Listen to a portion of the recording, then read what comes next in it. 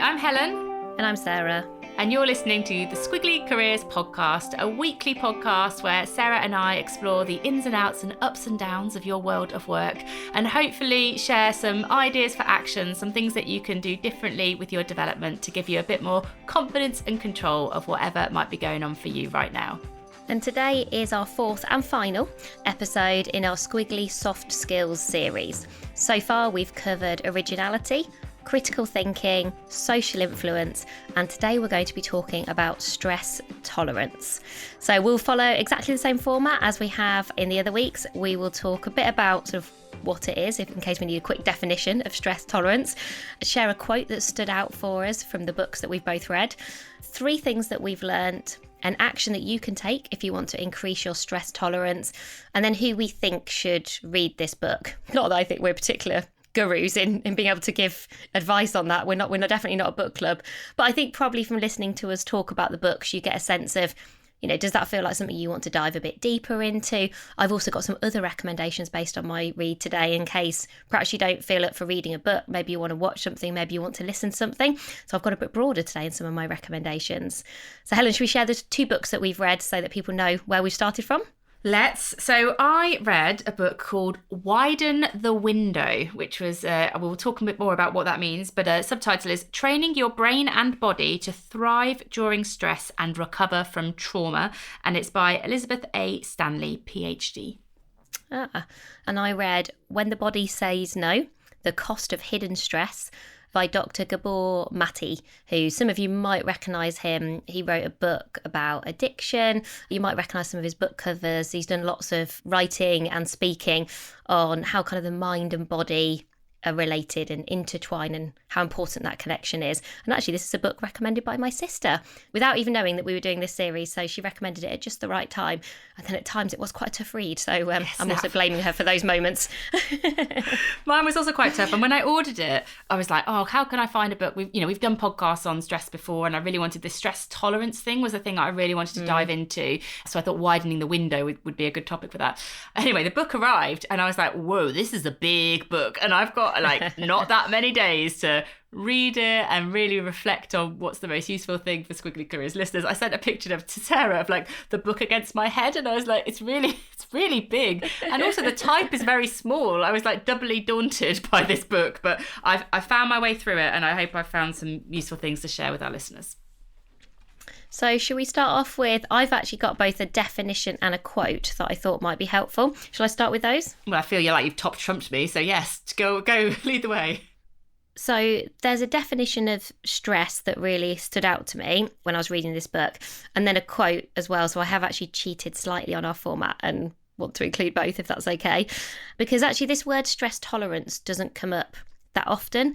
But I think it's really interesting as we explore this topic to think a bit about what do we mean by stress tolerance. I've now got some quite strong views about whether we should be tolerating stress or whether we should be just preventing it in the first place, which is probably a better place for us to be. If I'm understanding what I'm reading right, and at times I'm not 100% sure I always was. But what Mate talks about in terms of stress is he says, medical thinking usually sees stress as highly disturbing but isolated events, such as, for example, sudden unemployment, a marriage breakup, or the death of a loved one. These major events are potent sources of stress for many, but there are chronic daily stresses in people's lives that are more insidious and more harmful in their long-term biological consequences. Internally generated stresses take their toll without in any way seeming out of the ordinary. What I think he's getting to that, which is really interesting, is sort of the day-to-day stresses that perhaps we accept and have got quite used to, and just how detrimental they can be. And definitely his starting premise is our minds and our bodies are inextricably linked. So if you kind of want to look after all of your health, your brain's health and your body's health, we've got to think about how do we not only sort of respond to stress, but I do think when we're talking about stress tolerance, what my conclusions have started to get to anyway is going, there are things that we can do to prevent ourselves getting to the point where stress becomes a problem for our body, because certainly when you read this book, there are lots and lots of examples of just how harmful stress can be, which I think we intuitively know. Like, none of us think, oh, it's great to be stressed. But having read this book, I now take stress much, much more seriously than I did 2 weeks ago. So in that, there's like stress that's really obvious and highly impactful and quite immediate and significant. And then there's almost like the accumulated stress that you might not see, but still can be harmful over the long run. Yes, and I think not can be harmful, will be harmful. You know, it is pretty definitive. So just before you go on to your quote, just because I'm just wondering whether I might have a contrary point of view from the outset. Oh, no. I know, interesting. Is he saying, or is your interpretation of the book that you read, that no stress is good stress? So I think he would take issue with the fact that there is perhaps something that occurs that's good stress. You know, sometimes we do have that thing of like, oh, it's good to be a bit stressed because it puts us under pressure and it propels us in some way. You know, like, oh, I need a deadline and that's a bit stressful and that is actually useful for me.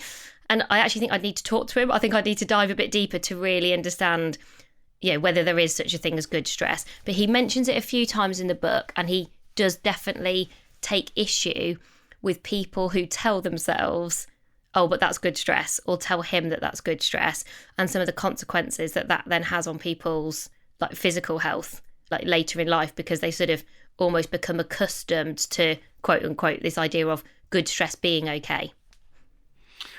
We'll see what my quote is and how it sits with that. Yeah. Do you want me to do my quote? Yeah, definitely. So the quote that I picked out, which I will expand on more when I get to what I learned, so I won't talk about it too much more now, is at the end of the book, there are the 7 A's of healing. And one of those A's is acceptance. I did really like this quote. Acceptance is simply the willingness to recognise and accept how things are. It is the courage to permit negative thinking to inform our understanding without allowing it to define our approach to the future. And he has really challenged my perspective on negative thinking in a way that I recognise as helpful and useful, and actually in a way that I recognise I have done well in the past. I would almost describe it sometimes as pragmatism, but I'll dive a bit more into this idea of positive and negative thinking and how, you know, some of the assumptions that we might make perhaps are challenged a little bit. You're a book tease.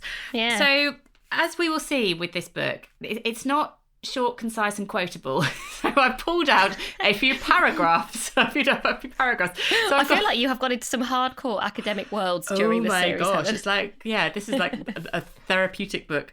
So I've got 2 paragraphs. They're not quotes, everybody, but I do think they're quite important in the context of this book. And you know, it's a long book, so 2 paragraphs is not a lot from it. So the first one is actually the thing that I think is counter to what you have read, which I think positions stress as can be positive. So I'll say it and see what you think. Optimal performance, conscious learning and effective decision making are most likely to occur at moderate stress levels, where there's enough stress activation to keep us alert and focused, but not enough to enter our distress zone. With this in mind, our neurobiological window of tolerance to stress arousal is the window within which we are capable of adjusting our stress levels upward or downward to remain over time within the optimal performance zone of moderate arousal. Discuss. Yeah, I mean, at this point, I think it is okay to say I don't know, because I feel like both of our books, from sort of also what you were messaging me about, are based a lot on scientific research. And so, you know, I suspect if we had both of the authors here talking to us, they would then both say it depends and then cite lots of scientific studies. So did what you just described to me make sense, and did I recognise it? Like, yes, you sort of feel like actually sometimes some of those conditions can be quite useful.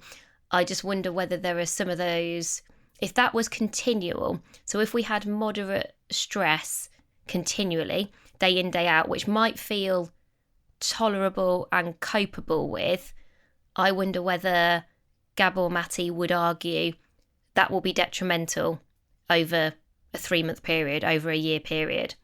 So maybe it'd be okay for a day, but if that was each and every day you're going into that zone, then what happens? Well, I think, and yeah, I guess we'll get onto this with some of our insights, that I think what this book talks about is stress is unavoidable at work, but your people are aroused by stress in different ways, like we have different responses to stress, and then how you then manage that arousal is the thing that matters. So you can't kind of avoid stressful situations at work, and it's more like how you train yourself to respond to that's important. But just because the other thing I really wanted to say, because the whole thing about my book is this widening the window, so I just wanted to talk about wide and narrow windows just briefly, so that the insights that I share make more sense a bit later on. So just kind of one more bit that's sort of like a quotey thing. People with wide windows are more likely to neurocept danger accurately, respond flexibly, and recover afterwards. People with narrow windows are more likely to neurocept danger inaccurately and cue defense strategies of default programming, whether or not it's appropriate to the situation they are in. So what I interpreted that as is if I've got a wide window, I've got a high tolerance, I can see a situation for what it is, I can adapt how I'm dealing with it, and then I'm able to kind of recover afterwards. It doesn't affect me for long. Whereas if I have a low tolerance to stress, I'm not necessarily interpreting it accurately. I'm just, there's something triggered inside me, and I sort of respond in a way that I have done before, even though it might not be helpful in this situation. So, I might get defensive, or I might rely on unhelpful coping mechanisms like anger, or maybe, she talks a lot in this book about, say, drinking, or, other things that we do to cope with situations. Interestingly, one of the A's of the 7 A's of healing is how important healthy anger is. Which was one of the new things that I learned. I think I actually messaged you about that. I was like, "Oh, am I about to find out it's okay to get angry?" I quite enjoy getting angry every so often. And yeah, turns out it depends how that anger shows up, because there is lots of forms of anger that are not helpful. But he would argue that some anger is actually very good for you. This is all fascinating. I feel like we're having a debate here, but going, but we're not actually 100% sure. So hopefully this will get even more helpful as we go through and talk about what we've learned. So shall I do one of the things that I learned? Yes. Because I do wonder whether, as we were messaging back and forward, and we were both highlighting paragraphs and going, well, we're getting this wrong and we're getting this wrong. This seemed to be one that perhaps we might have in common. So one idea that I learned from this book is about something called emotional competence. And I hadn't really come across this as a phrase. And emotional competence is the capacity to feel our emotions so that we are aware when we're experiencing stress. So that's what's happening. To be able to then express those emotions effectively, and also to make sure that we have boundaries, like the boundaries that we need. To then understand, the amount of self-awareness you need at this point continues to increase, to understand how you react to that stress based on like where you are today, but how your reactions might also be based on what's happened to you so far in the past. So like, your life so far, because you can't separate yourself from your environment today, but also your environment in the past. And then the final one, the awareness of what you genuinely need and kind of need to do versus what you might do because of the acceptance or approval of other people. So you basically, if you are, if you're a perpetual people pleaser, or if you say yes to everybody all of the time, or actually he talked in one of the videos that I then watched, because I did actually end up going quite deep into some of this stuff, about how, if you're a caregiver, you're continually kind of putting somebody else first, and how important it is for caregivers to also look after themselves to then be better carers. But obviously that can in some ways feel quite counterintuitive if someone isn't very well. And he goes on to talk about this idea that when we're emotionally competent, it is probably the best preventative medicine we can have in terms of stress. So that ability to sort of understand and express our emotions, not repress them or get defensive or all those other things. And that often emotional competence is quite a hidden stressor. So it's sort of not something that we talk about, not something he's like, we should be teaching our kids to talk about emotions, which actually it then made me think I have seen quite a lot more books. I think I've got some of these about emotions that I've like taught to my son Max about.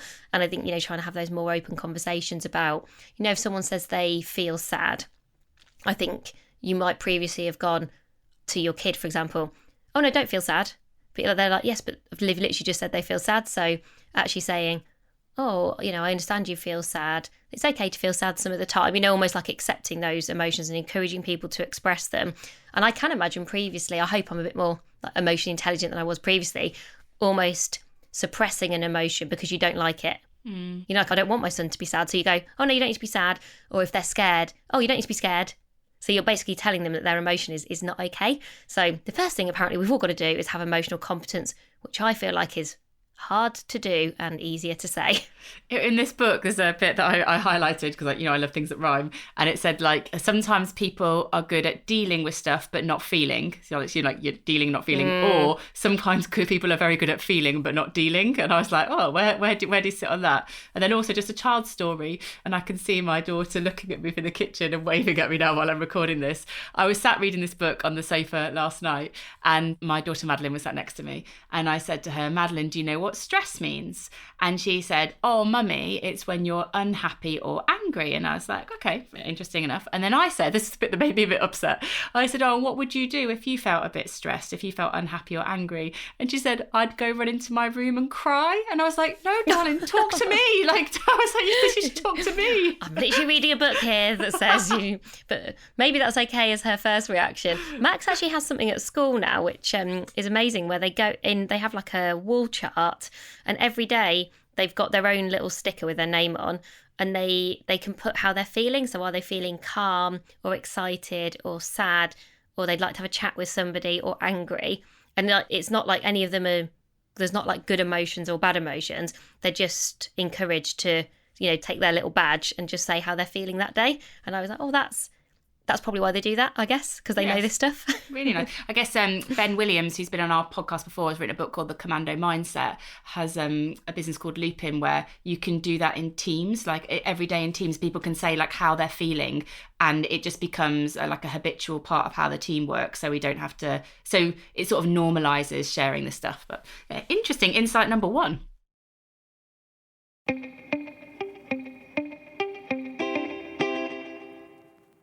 Insight number 2 is about abandoning our attachment to what is often described as positive thinking. And I was attracted to read this because I would describe myself as a positive person. So I was like, is my positive optimism making me more stressed? Like, I really hope that's not true. And actually, it's not. What he is describing is the ability to understand and include all of our reality in like how we understand the world. So he describes it as trusting ourselves to face the full truth, whatever that full truth may turn out to be. And he sort of says it's almost less about sort of positive thinking and being more like positive being. And it means that we've got nothing to fear from the truth. So if you are being, for example, positive, and that means that you are avoiding confronting hard truths or things that you wish weren't true, then actually that is stressful. You're almost like inducing stress. Whereas actually, if you are saying, well, this is hard, yeah, there's some good stuff, but you're seeing all of the world as it is, and that actually is better for you than being really, really optimistic. Because you would think, let's say when people are very ill, and there's lots of case studies of people who are very ill in this book, just as an FYI for people thinking about reading it, actually the people who have sort of are just like overly positive don't do as well as those people who can sort of actually embrace negative thinking.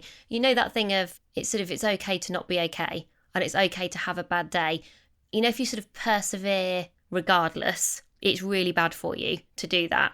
And actually in one of the videos, and I was like, this is quite interesting, and I do think you can make this a bit more upbeat, but he reads obituaries out, and then he talks about how we're almost valuing the wrong thing, like in our lives and in our work. So for example, he would read out, oh, let's say Philippa never worked until the last moment. And he was like, well, that's the last thing that she should have been doing. But she was doing it because perhaps she was caring for, for other people. Or, this person was incredibly committed and, did 5 different things for over 50 years. And he was saying, like, really think about, like, what it is that you are doing. And is it sort of increasing or decreasing that sort of stress tolerance? So, I thought about it for us. I was trying to make it really practical for us at work. We have found in the past, and it still sometimes happens today, people would describe you and I and Amazing If, and they'd be like, I don't know how you do so much. That should actually be an alarm bell, I think he would argue, to say, well, you doing so much consistently is actually just going to really, really increase your stress levels and make you much, much more likely to have health problems and health challenges. So if you want to stay well, and if you want to live a long life, that's not something you should feel proud of. What you should feel proud of is, having a positive impact, being able to feel like you are spending time with your friends and doing things that keep you fit, all of the balance that we all search for all of the time. And, and to our credit, I gave some credit at this point, Helen, we did actually both intuitively recognise that that wasn't necessarily a good thing. So when people were saying it, being very kind, they were like, oh, you put out so much on careers, or you do so much.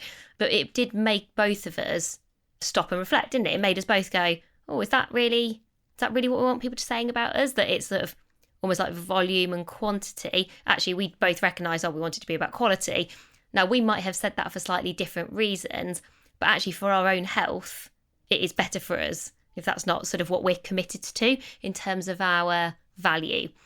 So I think when you're thinking about your stress tolerance, almost kind of thinking about that thing of, like how would people describe you who work with you? And I was thinking back to some people I've worked with who just seemed perpetually stressed, who never seemed to take a break, who were available at all hours, who were like 24/7. And you're like, it's so bad for you in terms of if you kind of knowing that your mind and your body is all intertwined and you can't separate yourself from your environment. If you want to stay well in the kind of fullest definition of wellness, that kind of idea of thinking just about like, well, what matters most, I think is really interesting. It definitely makes you reevaluate parts of your life or how you live your life when you read the book. It's quite deep and meaningful, as you can tell. They were quite heavy reads this week. Yeah, it was quite a heavy read. Some chapters, I have to say, were a tiny bit too heavy for me. And then the third area, which actually I have come across before, and I really like it as you'll have to tell me, is it an analogy or a metaphor? But just how stressful it is to pretend. And I've come across this before, this idea of almost our personalities being a bit like a rubber band at rest. So when we are sort of just being ourselves, like me and you now chatting, my rubber band is at rest.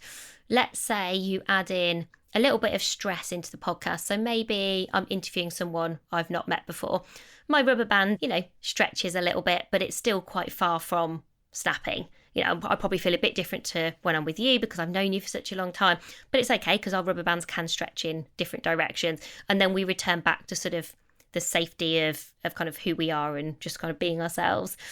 But if we are spending lots of time pretending, that just takes so much from us. It sort of snaps that rubber band. And I was thinking about that in terms of belonging at work. Do you feel like you're having to like fit in or be a, chameleon in any way? Again, just how bad that would be for your stress. And also recognizing, he says, that you can be lots of ands. So you can be strong and ask for help. You can be powerful and confident in some areas and feel like you're starting from scratch in others. So not feeling like we have to sort of only define ourselves as one thing. And it really made me consider, the where of work.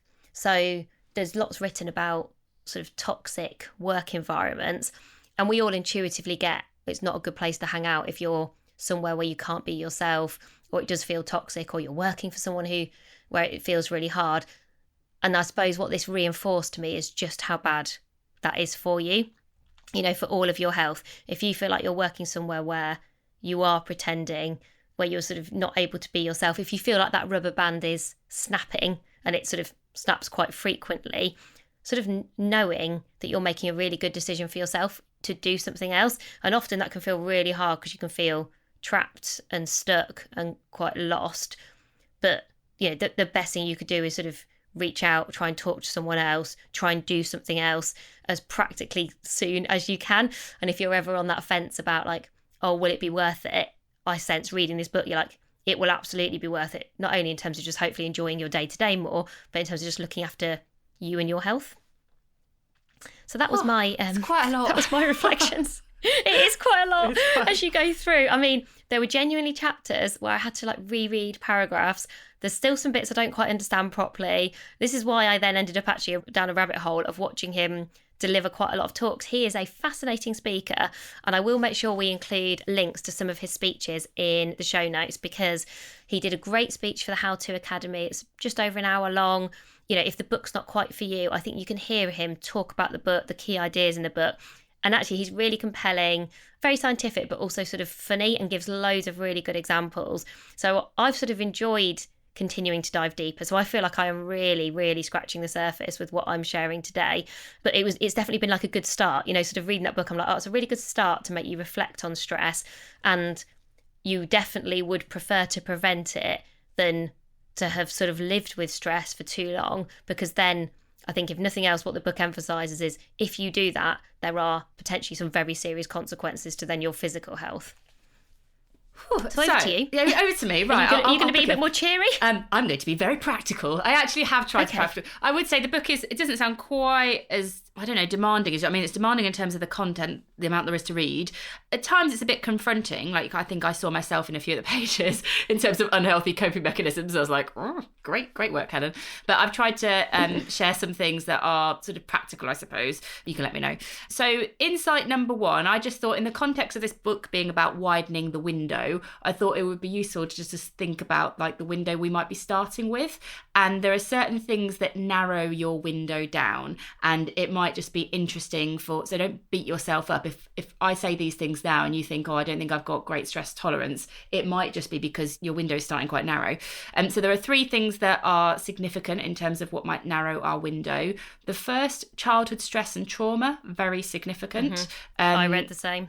So you have a lower tolerance for stress if you have experienced significant stress in your childhood. And Bruce Daisley, when he was on Fortitude, talked about the ACE score that you can do if you kind of ever want to score yourself on that kind of stuff. Second is adult shock and trauma, basically too much and too fast. So you might have had the happiest childhood in the world, but if you've experienced adult shock trauma, too much of it too fast, that can very rapidly narrow your window. So right here, right now, you might not feel like you're coping with stress because of that kind of rapid situation you've been in. Or the third thing is duration. So too long and too often. So maybe you had an amazing childhood, maybe you've had no adult shock trauma, but maybe you're in a job that for quite a long time has felt stressful, lots of disagreements, lots of difficulties, and then all of a sudden that might have narrowed your window down. So it's just maybe just have a think through as you're listening, like what has your experience of those things been? And just basically don't beat yourself up. If you feel like you're not coping very well at the moment with what might be going on in work, maybe it's just because you've experienced one of those things which has narrowed your window down, and it's very normal, was kind of my first insight. My second is about stress and its impact. So I think we often talk about how stress feels, and we use words like burnout, and you have those sort of physical and emotional descriptions of it, which I think can sometimes, again, can feel quite difficult to hear. Like when I hear about you talk about that book, it almost makes me feel emotional about reading it. But almost just a bit more tactically, like what is the impact of this stuff on our work? I found this quite interesting. So when we are stressed, we gather less information. We become more biased towards the negative. We're more likely to accept the first workable option. We rely more heavily on stereotypes. We don't analyse complexity effectively, and we make more mistakes. And I thought it was just quite useful just to think about, oh, that's the difference it makes to how I show up at work. So we know what it feels like. It feels hard and difficult and upsetting and all the kind of words we associate with it. But, you know, like, okay, so I take the easy option just to get it done. I'm not curious because I just try and close down. I accept what's been done before and stereotypes that I might have seen and heard because it's just easier. And I found that quite an interesting sort of list to reflect on, that, oh, when I feel like this is how I might show up at work. I thought it was quite interesting. Essentially, it is almost impossible to be at your best and be stressed at the same time, I think. So whether you look at it more from the way I've described it, with more emotionals and almost some sort of more perhaps deep-seated concepts, or really practically, like how well am I going to perform today? Almost like the more stressed you are, the lower your performance will be. Yeah. And even if it's not that day, it'll be the next day. And then the third insight was about regulating your stress arousal, which you might debate with me on based on what you've read. So if you can regulate your stress arousal, so this is how you respond when you are stressed in a situation, it can help widen your window and rewire your brain. So let me give some examples. I haven't quite worked out the difference between being hyper aroused and hypo aroused. I haven't worked that out, so just bear with me. But if you are hyper aroused by fear or anger, for example, what she recommends you doing is basically you have to release this excess stress that you've created for yourself. You know, the anger or the fear, you've got to get it out somehow. And she says do it with a high heart rate activity. So like do some running, do some dancing. You basically got to get it out. And then you need to down regulate with, say, something like breathing or meditation or journaling. So yeah, it depends what your natural reaction is. But I guess if you're fear and anger, you wouldn't, her point is don't go straight from expecting high fear, high anger into, you know, meditation. Like you got to get that energy out before you try to down regulate. And then she says, if you are hypo aroused, and this is like, she talks about maybe shame or depression, then you need to up regulate with something like going for a walk or listening to music or cooking, like one of those activities. And I guess the thing that I took away from this is in the book, there's this skillful choices hierarchy. And so I think you need to personalize this because, you know, going for a walk might not be up regulating for me, but probably listening to music would be. And so it talks about like when you become stressed, what are the things that create stress? So for me, it's rarely anger. I don't really get angry, but confrontation, disagreement, like too much challenge, that. Or maybe you do get angry and you just suppress it. Oh yeah, maybe so. Maybe. I've been suppressing it for a very long time. It's very deep-seated if I do. Maybe one day you're going to have like an absolutely massive outburst at me. I've had like, what's just happened? I think I just get a bit frustrated. Anyway, you can kind of see like, so less skillful choices. Also, what are your less skillful choices? So mine might be, I might go, oh, I'm really stressed, I'll have a drink. That is a less skillful choice, or whatever it might be. Like, what are your less skillful choices? And then what are your more skillful choices? So that might be like, we'll go and listen to music or read a book or have a conversation with someone I trust. And I thought, thinking about the situations that create stress for you, and then also what are your more and less skillful choices, might be a useful thing for people to reflect upon. Yeah, I think that sounds sensible. I have to say, I did simultaneously start reading another book at the same time as reading When the Body Says No, partly because I've been sent it and partly because I was like, it did feel like a very good counterbalance to the book, because Gabor Mate he's a doctor, and obviously he's worked with lots of patients who've been very poorly, and he's done it over a long period of time. So I also read The Good Life. And I was like, I can't just include two books when we're talking today. But that is also really interesting. It's one of the top 10 TED Talks of all time. So I'd encourage people to go and watch that, because what I was starting to get to very practically, and this is probably just because where my brain goes and probably yours a little bit as well, is I was thinking, okay, if you want to increase your stress tolerance, though I perhaps do have a problem with that as a statement, or like just prevent stress in the first place is... I perhaps find a better way of framing it. Like, what are the actions we should be taking? And like, for example, when you read The Good Life, you very quickly get to just how important relationships are. You know, personal relationships, professional relationships, giving back through relationships. And I've read that before in Lost Connections by Johan Hari. And he talks a little bit about how when we lose connection, you know, we lose a lot of happiness and you become more stressed. And so I definitely haven't got to a definitive, and nor would I definitely be the right person to do this, of going, well, what are the, 5 things that we could all do to help to prevent that stress? But you do start to spot themes and threads. And I think it's something we'll definitely keep coming back to, is going, well, at work in particular, and in your career, in your squiggly career, I guess the stress is inevitable because of the amount of change and choices and the complexity. So you can't probably prevent all stress. That probably feels really unrealistic, but you probably can do some things to minimise some of that stress. And then there's probably some things you can do to respond to the stress when it comes your way. And I think that's the frame that I started to think about, like I say, without having all of the conclusions. But I was trying to get it back to Squiggly Careers, and I was thinking, okay, there are some things to proactively do, and then there are some things to reactively do. And so moving on to actions, Sarah and I had agreed that we would identify one action each as per the structure for these conversations we're having, so we don't ramble all day about what we've read. However, I have two, Sarah. I'm really sorry. I have two actions, and I think they're really important. Go on, then you go first. Okay, so the first action that I took from this book, which I did and I found useful, is called the contact points exercise, and it's all about your personal signals of stress. So again, the premise of this book is that stress happens and it's like how you deal with it. So it's not avoid stress at all costs. It's like it happens. Tolerance is how you deal with it. But if you don't see the signals of stress, you might not be able to deal with it or respond to it as quickly or proactively as you could. So the contact points exercise is you sit on a chair and you need to be grounded, like so, feet flat on the floor, sit on a chair. And then this is the hard bit. Think about a situation you find stressful. And she does talk about almost like a scale of stress, like what would be a 10 and what would be a 5. And maybe don't go to the 10 straight away because you might be, re-engaging that situation. But think about a situation that you find quite stressful and then sit on the chair and like basically think that situation through. So I might be like, an argument I had with Sarah a month or two ago that felt really difficult, and you sit on the chair and then you basically think about that situation, like get it in your mind, and then almost like assess your body. Like, where are you feeling that stress? Are you breathing faster? Is your heart beating? Are you scrunching up your hands? Like, where are you feeling it? And so when I reflected on the situation, I really felt it in my chest.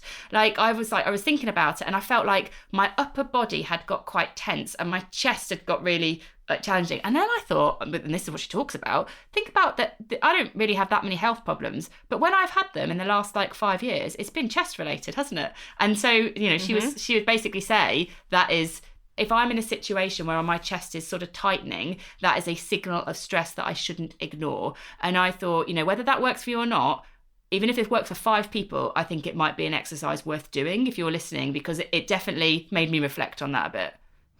Well, I was chatting to someone the other day, and I get migraines, which I've talked about before on the podcast. And yeah, I've always had them for a long time. And for a period of time, they were particularly pronounced. So I got them more frequently and they were particularly bad.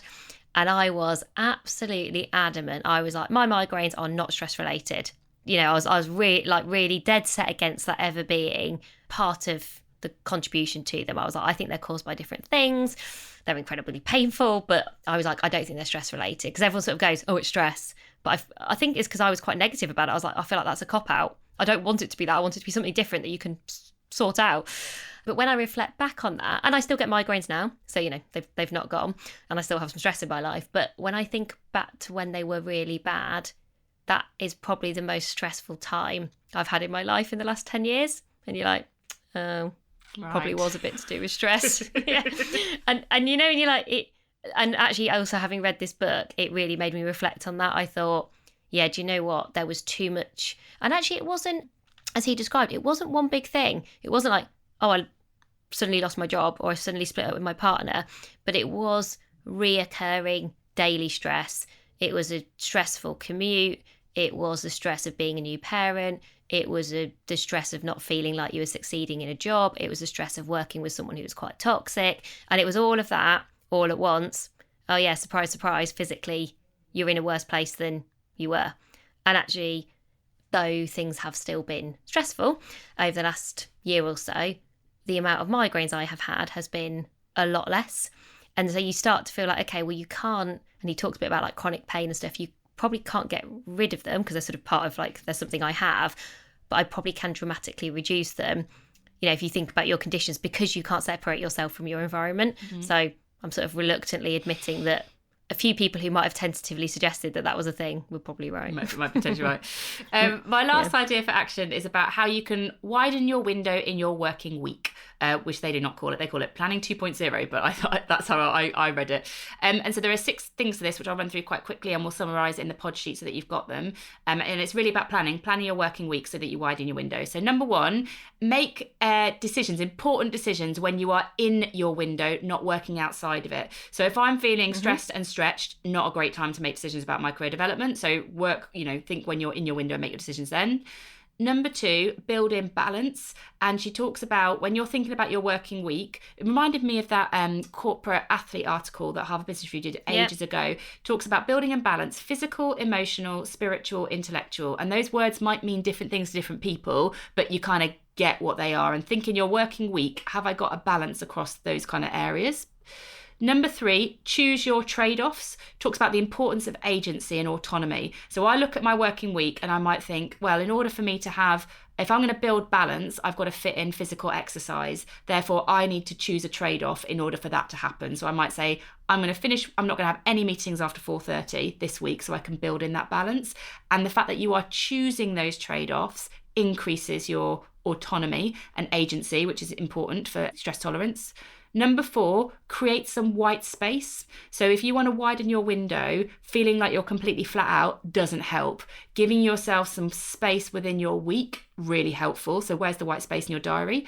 5th, it says block out some time to sort the squeaky wheels. And as an example of what that might mean, they do say like a messy desk. I'm currently looking at a messy desk, but that's not very helpful. My squeaky wheels are also like just family stuff. Like, so, oh God, I've got to sort out swimming and I've got to fix this. And if that's on my mind, it's hard for me to concentrate. So squeaky wheel for me is like family stuff that needs sorting. And so basically block out the time. You know it's going to happen and it's probably going to create you stress if you haven't got the time to do it. So put that time in the diary.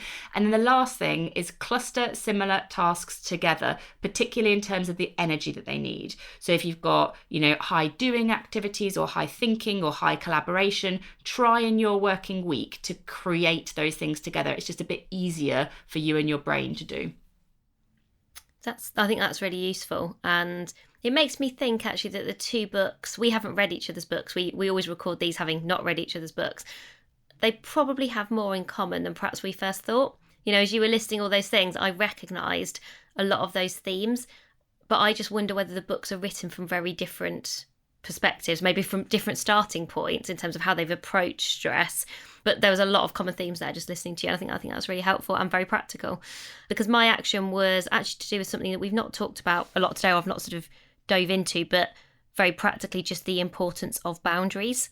And I know we've talked about boundaries in a previous podcast episode, but boundaries give you autonomy. And one of his 7 A's of healing is autonomy. So feeling like, exactly as you've described, I've got autonomy, I've got, the locus of control that we've talked about before. I've got some control over my day, over my week. And if all of that control and autonomy, you feel boundaryless, just kind of how stressful that is. So maybe my action was, I was thinking, well, what would what's the one small change you would make in your week that would just increase your autonomy and sort of set those clear boundaries that are boundaries that you want to set that kind of genuinely matter for you? So who do you think should read your book, Helen? Because you have an incredible ability to make every book sound very practical. You're so good at picking out this is what we should all do, just listening to you. I don't know how you do it, but you did describe this to me as a relatively sort of full-on intensive read. So is this a book for everyone? No, I don't think it is. And I think I honestly work really hard to find the ideas for action in here. I thought you did very well today. Oh, thanks, Sarah. And it's not like, I do think it's a good book. I honestly think, ironically, I feel like you have to be quite resilient to read it. So do you know, weirdly, if your window is quite narrow, this is probably a book you need to read, but I think it's going to make it's harder to read it because it's quite confronting. Like, you see yourself in it. And so I think just be ready if you really want to dive into this stuff, and there's a lot of detail that I haven't gone into, then, it's a really well-informed and well-researched book. But I think just feel like you're ready for it, because it is quite confronting and it does go into different stories, and it does talk about trauma more than I've brought out in the discussion today. And I would say exactly the same for mine. So if you have got somebody who is ill in your family, and I actually do it at the moment, I wouldn't have recommended it. I wouldn't have read it if I had realised just how many case studies there were going to be of people who are kind of very, very ill over the long term. Do you know what I would actually read if I was thinking a bit about stress tolerance? I'd read Fortitude. Because I see some of the work that Bruce did on bringing together the research on, choices and control and autonomy. He does reference things like the ACE test, which we talked about today. And so I think Fortitude is very readable.